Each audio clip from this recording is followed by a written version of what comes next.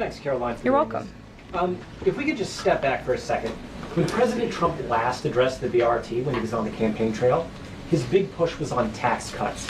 He's going there today as he's proposing tax hikes in the form of tariffs. Not true. And I'm curious he's not doing why that. He's prioritizing that over the tax cuts. He's actually not implementing tax hikes.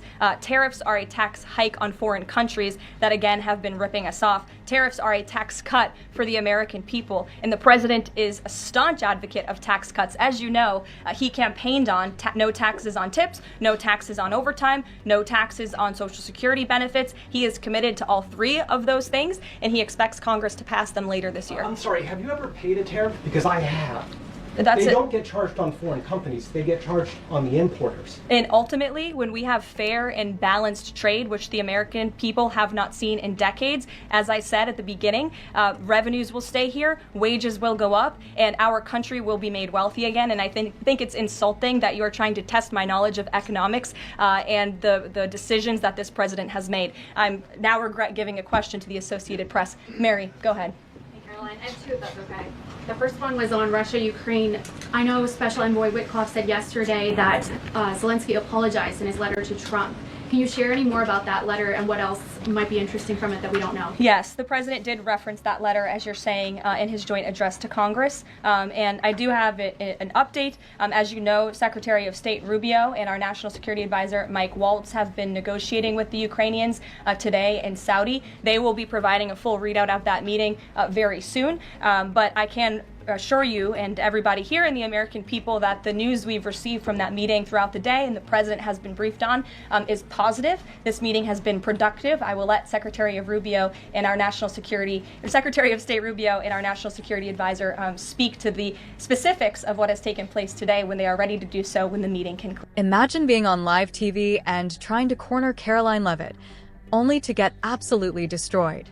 That's exactly what happened when an AP reporter challenged her on Trump's tariffs, thinking he had the upper hand. But Karoline didn't just respond. She obliterated him, leaving the entire panel stunned. In a heated debate that's now going viral, Karoline Leavitt took on an AP reporter who was pushing the mainstream media's anti-Trump narrative. The topic? Trump's economic policies, specifically his tariffs. The reporter thought he could trip her up with tough questions, but instead, he walked right into a verbal knockout. The debate started with the AP reporter accusing Trump's tariffs of hurting American consumers. But Karoline didn't hesitate. She fired back, explaining how Trump's policies were actually designed to protect American jobs and industries. Backhand index-pointing right when the reporter tried to twist the facts, Karoline shut him down with cold, hard numbers. Lindsay, go ahead. Referring to Mahmoud Khalil, the president has said this is the first of many arrests like this. Does the administration have a rough estimate of how many arrests you're planning to make similar? I don't have an estimate. I do know that DHS, based on very good intel that they have gathered at the direction of the president's executive order, which made it very clear to the Department of Homeland Security that engaging, as I said, in anti-American, anti-Semitic, pro-Hamas protests will not be tolerated. So since the president signed that executive order and since Secretary of Known has taken the oath at DHS, they have been using intelligence to identify individuals on our nation's colleges and universities, on our college campuses, who have engaged in such behavior and activity, and especially illegal activity. And so I don't have a readout on how many arrests will come, but I do know that DHS is actively working on it.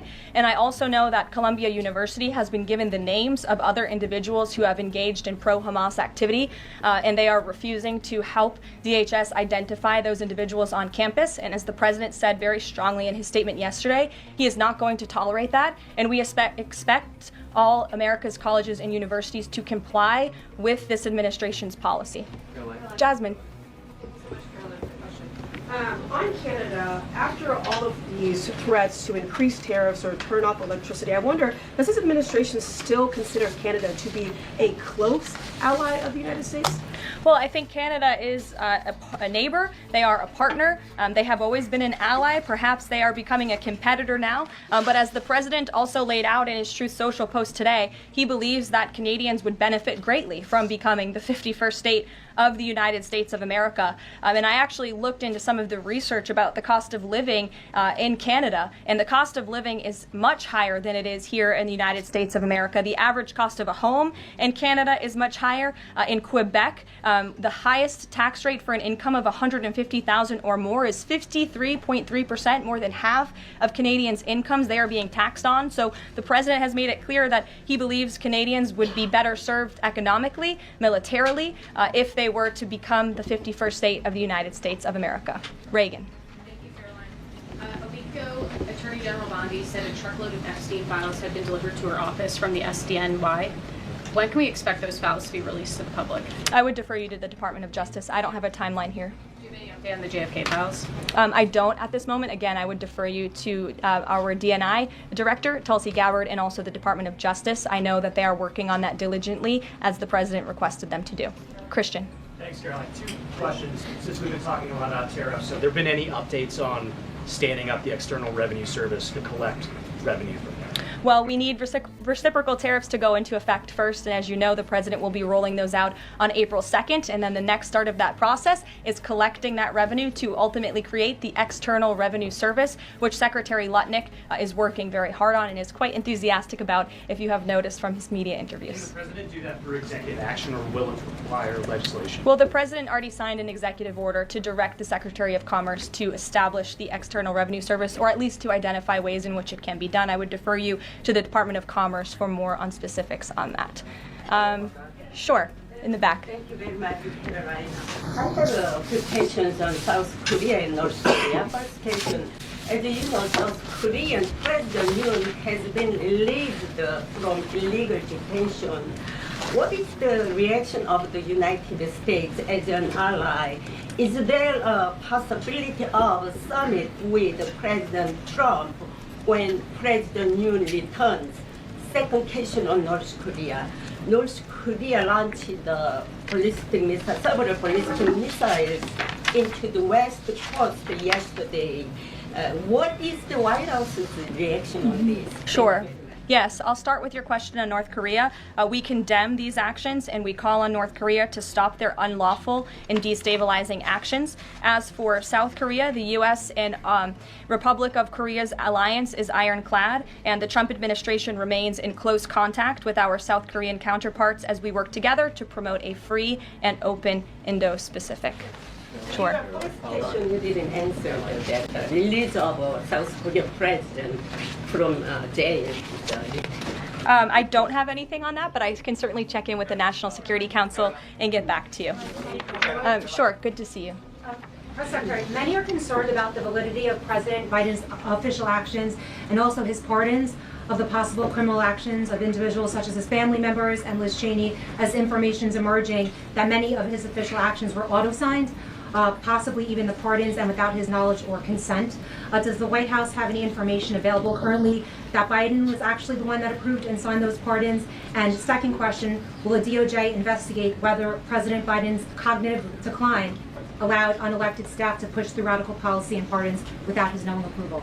I don't know the answer to that question, but I can check in with our folks here who may know the answer to that question and get back to you. Dasha, go ahead. You did a great job articulating the vision that President Trump has for what his tariffs, he believes his tariffs can do in terms of bringing jobs back to the United States. I asked you last week about how much Americans might need to buckle up for some short-term pain, a conversation that with the President and Treasury Secretary Scott Bessent have had with the people. I'm wondering,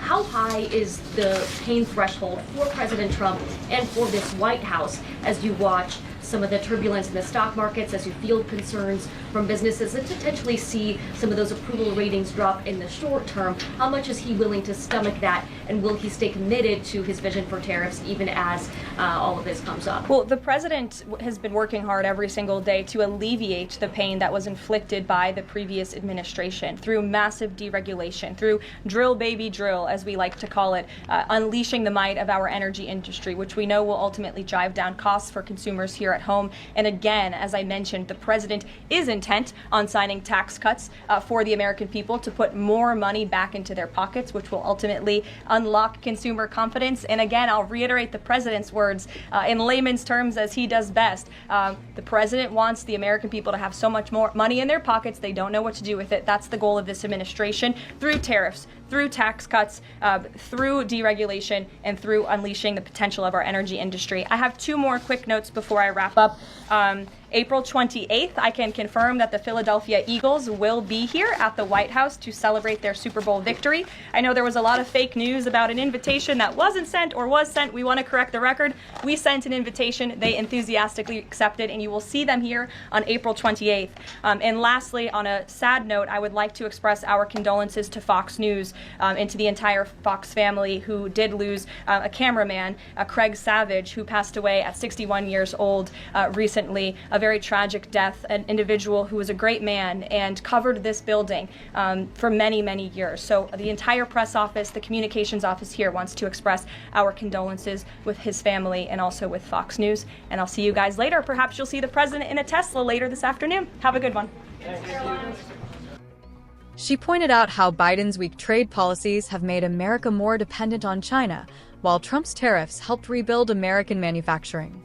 Backhanded ex-Boyding Wright, the reporter, clearly flustered, tried to regain control by bringing up so-called economic experts who claim tariffs are bad for the economy. That's when Karoline delivered the knockout blow, calling out the hypocrisy of the media for ignoring Biden's inflation crisis while blaming Trump for standing up to China. Backhanded ex-Boyding Wright by the end of the exchange, the AP reporter was left speechless, fumbling for a comeback, while Karoline stood firm, unshaken, and in total command of the facts. This fiery showdown was a masterclass in handling the media. Karoline Leavitt didn't just defend Trump's policies, she exposed the media's bias for everyone watching. The question is, will the mainstream media ever learn, or will they keep getting humiliated on live TV? Let me know what you think in the comments.